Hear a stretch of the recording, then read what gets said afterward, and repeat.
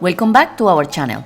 This week, we're excited to kick off our first episode of our Sailing Festival series in Greece. We'll be exploring the stunning Saronic Islands off the coast of Athens aboard a 57-foot Bavaria yacht with none other than Erik from No Bullshit Just Sailing as our captain. For those who aren't familiar, the Odyssey Sailing Festival is a flotilla event organised by Andy from the Ocean Cruises podcast, where YouTube sailing celebrities captain the boats. It's an incredible chance to learn, sail, and hang out and experience the cruising lifestyle with your favourite sailing creators. Sailing Festival.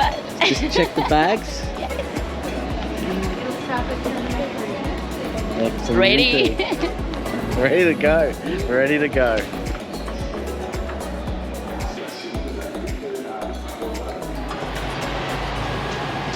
Where are we going, baby? We are going to the Odyssey Sailing Festival. Woo, Are you where ready? is it? In Greece. In Greece. Excellent. So we just got to the airport, gone through customs, or security. I guess it's customs and security. Yeah. It's just like for us it was just like And it's hot in Arizona. yeah, it was just like a domestic flight. So we got through. Now we're just heading down to the gate. We've got a couple of hours, like 2.5. So we'll have a drink. And I can use a drink. you can use a drink. Yes, I can use a drink. Do you want a drink? Oh, I want a drink.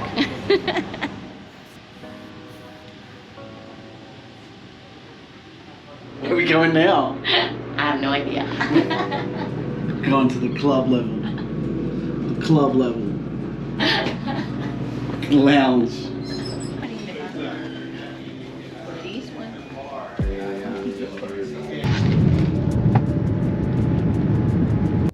Hey everyone, I'm Graham. And I am Kata. We are excited to share our journey with you. I'm from Colombia. And I'm from Australia. About a year ago, we decided to embark on an incredible adventure together. We decided to buy a sailboat with a sole ambition to travel and explore this magnificent planet. So whether you are an experienced sailor or just curious about what it takes to live this lifestyle, we invite you to follow our journey. Join us as we explore new waters, learn new skills, and make unforgettable memories on the open sea. Welcome to our channel.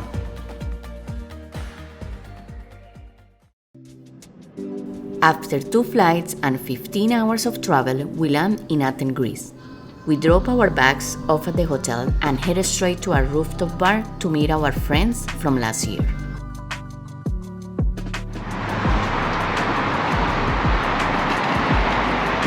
So we're heading to the boat. Well, to meet everybody at the boat. Mr. Pennington. Oh, hello. Are you okay, mi amor? Do you need a hand? I'm packed up like a pack mule. She's got me carrying everything. Yeah. It's just for love. Pure love. Pure love.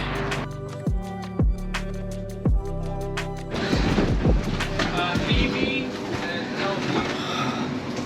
Oh, it's big. 1 cabin, 2 cabin. This must be the bunks. That's the restroom there, right? Kitchen or galley. It's pretty big, huh? Not have a shower. No one have a shower. No one has a shower. Mira. See. Oh, that's it's a our shower. thing. Yeah. That's a shower. Oh, that's nice.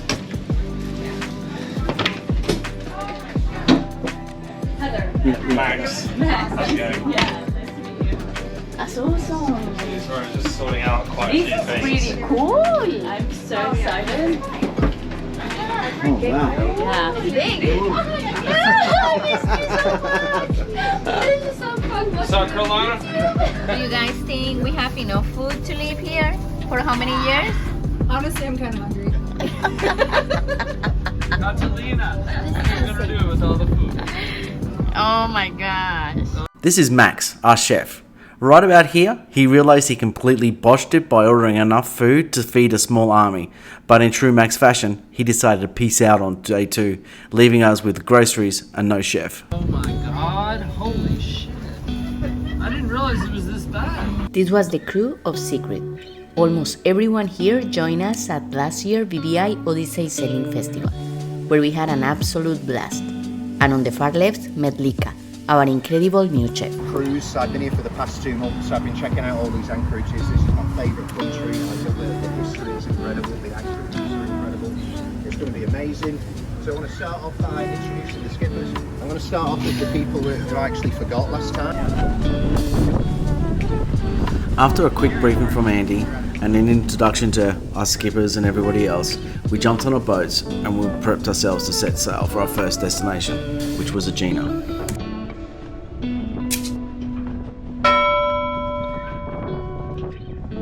It really was a perfect day. Sailing in the Med can be a little hit and miss with the wind and the direction, or so we've been told.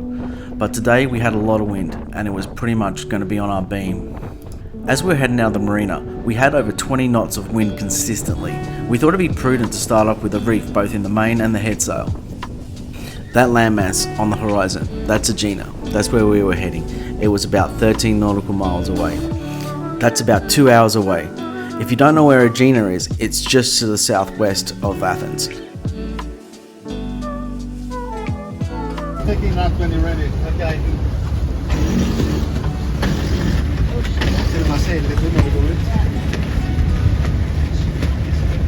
Deploying the mainsail should have been an easy task, as all the lines to handle the sails ran back to the cockpit, but for some reason we couldn't get the mainsail to furl out from the controls in the cockpit, so every time we had to deploy the mainsail, someone had to do it from the mast. It wasn't really a big deal, but the first time it was a bit of a challenge to figure out what to do.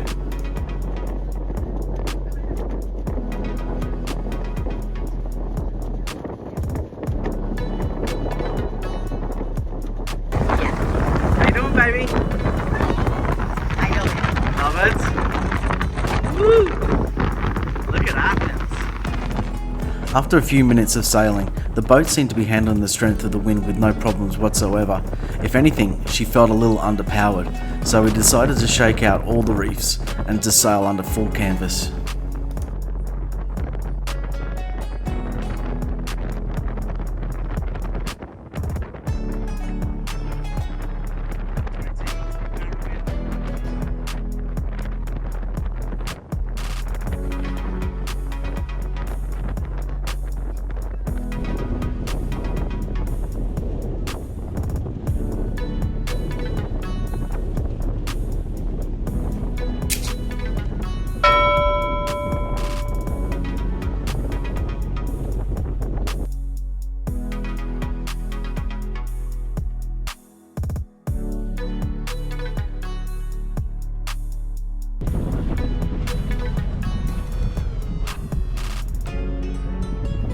As we entered the bay near Gia Marina, everyone was super excited to drop the hook and head ashore to explore.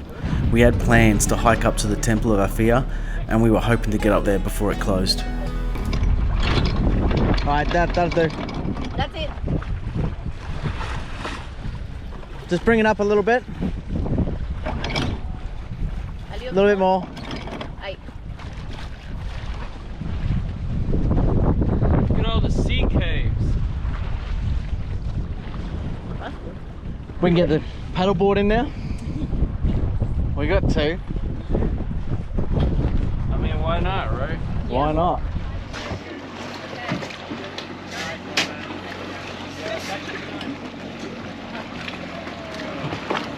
What happened, Eric? What happened? It's powerless.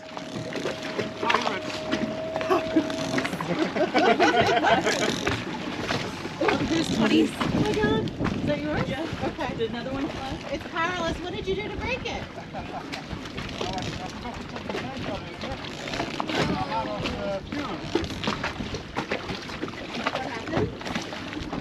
Out of fuel. It's out of fuel? Yeah.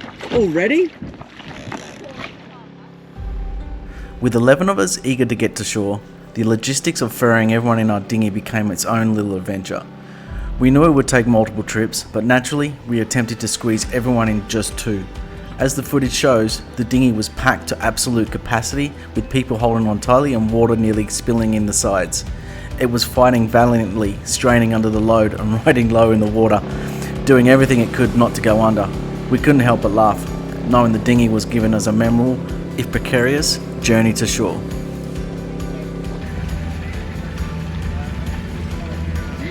You guys are sinking!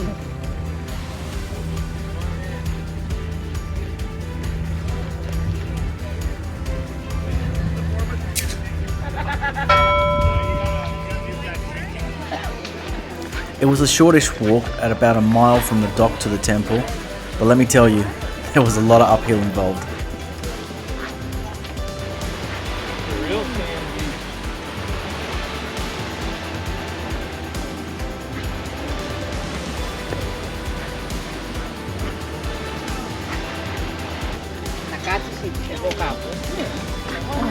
Throwing money around. I feel like that $20 just keeps wanting to go. If you You want might to just Spend it. you might just have to spend it. Just so I don't lose it. just so you don't lose it.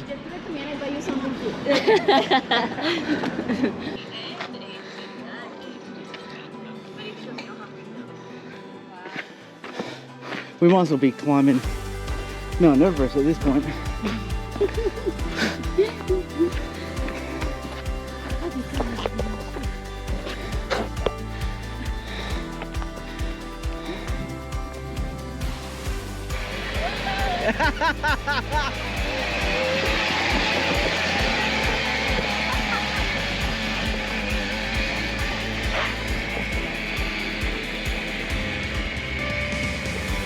Do you, baby? Oh, that's muy bonito.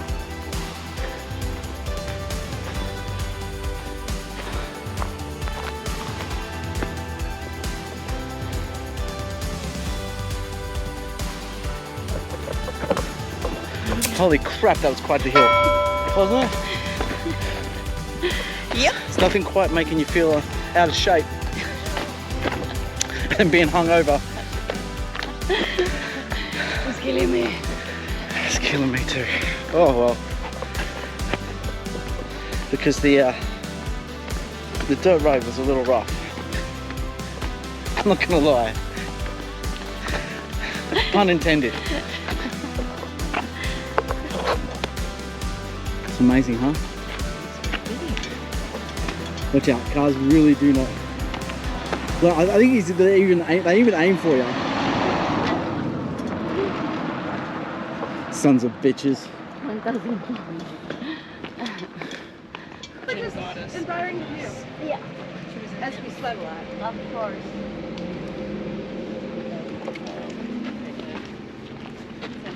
I take pictures of the cat, not the picture. I know.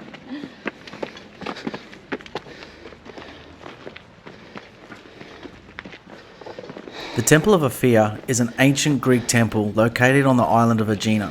It's dedicated to the goddess Aphaia, a deity who is worshipped primarily on this island. The temple dates back to around 500 BC and is part of the Doric order of classical architecture, making it one of the finest examples from that period. What makes the Temple of Aphaia particularly interesting is its location and its design. It's perched on a hill with sweeping views of the sea and surrounding landscape, giving it a dramatic setting. Architecturally, the temple is notable for having 12 columns on its sides and 6 on the front and back, and many of these columns are still standing today. Oh. It's like, wait, what? It goes better?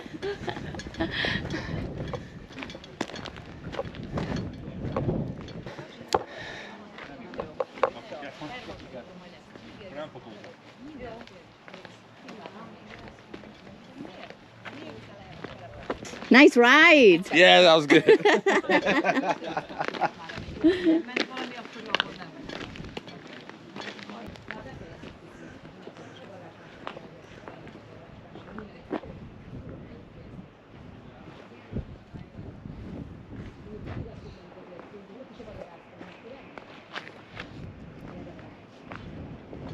Esto es muy lindo.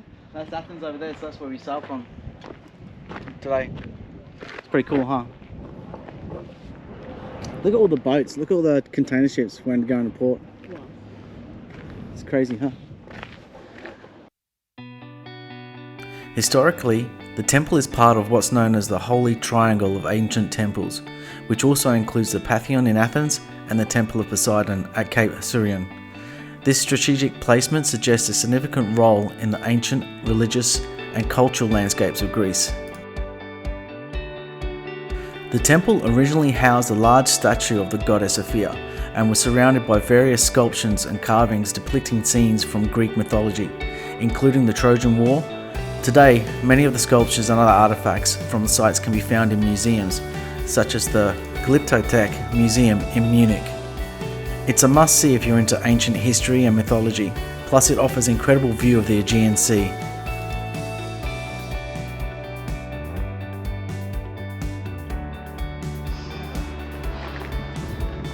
Does it say where it was it inspired by the Egyptians?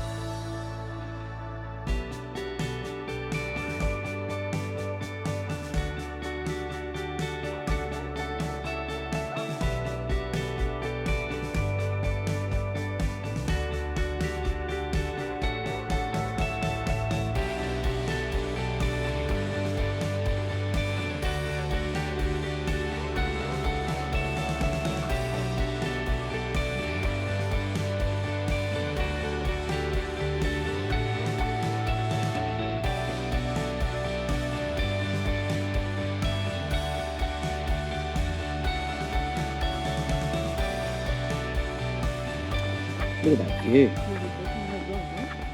Yeah. I think all roads lead to Rome, so to speak. This helado está tan rico. This ice cream is really good. Yeah. It's just what I needed.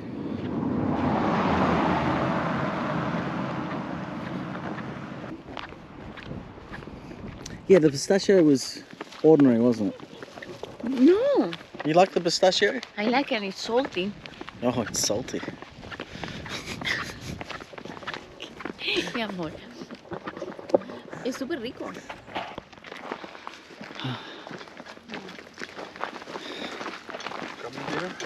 Oh dear. Oh my god. What are you doing? I don't know what's harder, going up or going down. I think it's harder going down. For them. Actually down. Next thing you'll hear me cielo. Oh. Cielo. You need to tell her mi amor, so nobody can understand you. Mi amor, my love. Okay, I have to ask you. First and last time.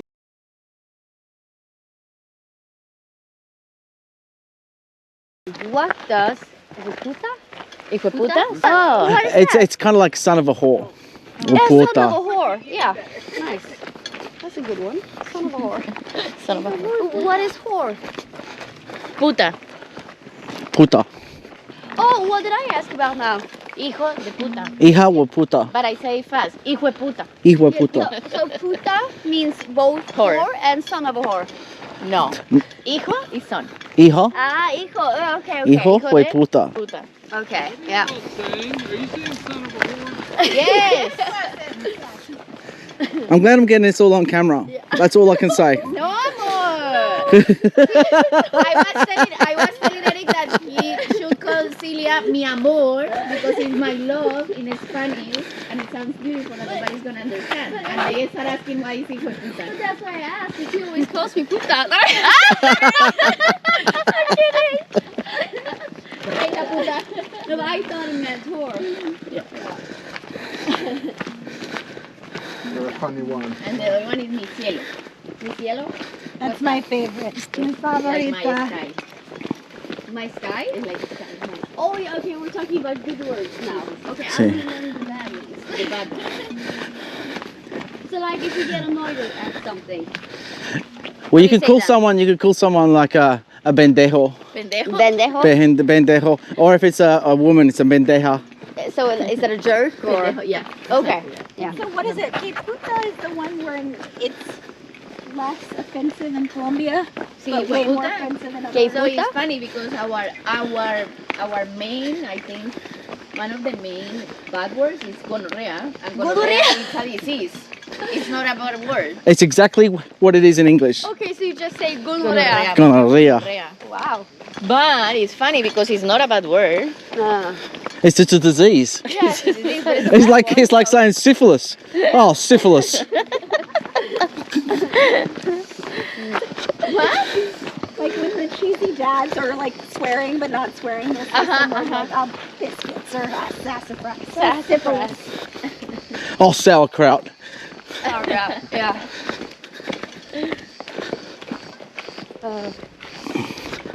But then bendejo in Colombia It's nothing. is not that bad, right? It's just like a term of endearment. Okay. But in Mexico, it's a really, It's a really bad word. So if it's a Mexican, Oh, so it's a bad word then. yeah, it's a bad word in Mexico. Oh. It's more or less a really bad word. A son of a bitch with gonorrhea. Yeah, Sí. it's like so, Okay. which means like it's not like half like a Oh, hell yeah. Oh, that's the word. meaning, wow. but it's Cool. a really bad one. Cool. We are like we live in Arizona. Yeah, So yeah, I was like, about it's, to say. it's just another cactus. Yeah. It's another cactus. What's it called? Out in the desert where like the celebrities go. There's a resort and there's like it looks almost like you're on the moon. You can go into like these not caves, but they're like Oh, it's just Antelope Canyon. Antelope Canyon. But I don't know if Albuquerque it's a hotel, but the way of the things are or the way Yeah. or Antelope Canyon. Okay. They are yeah. The so wave. good. The wave is The very wave. good. I forget. I think it's that one. But Yeah. but they don't have a hotel. Like that is in Ah. the middle of the desert. You Okay. need to walk a lot. But it to looks get in like there. insane. Safe. Yeah. And you need to have a pass though. Yeah, you got to have a permit. And then the permit is like a lottery, so you put your name in it. And we won it twice. And I was able to go 0 times. Zero We times. talked about that. Yeah. And is it expensive? No, it's free. It's like, but I think the lottery is like $20 or something like that. But we won it, which is super crazy because people wait years. Yeah. And my sister put her name and won it right away. Nice. And I won the one for the. Sorry, I won it with my name. Yeah. And we also were super lucky to get to Havasupai. That is a reservation. Yeah. And it's known for its waterfall and like really blue water. And same, we score spots in there, and that is like super weird. We are super lucky with lotteries. Not the baloto though. I can't Yeah, not for money lottery. Well, You try. No, but it's like for raffles and things like that. Yeah. I'm super lucky. Cool. anything that's free, we're super lucky with. Now that Max left the boat, we are ready to look for a really good restaurant. Is that okay? You go, baby. To another great adventure. After a great dinner, we are ready to go with the rest of the crew to the Barracuda bar. This is the first video in a series, so be sure to like and subscribe to get notified for all the upcoming videos.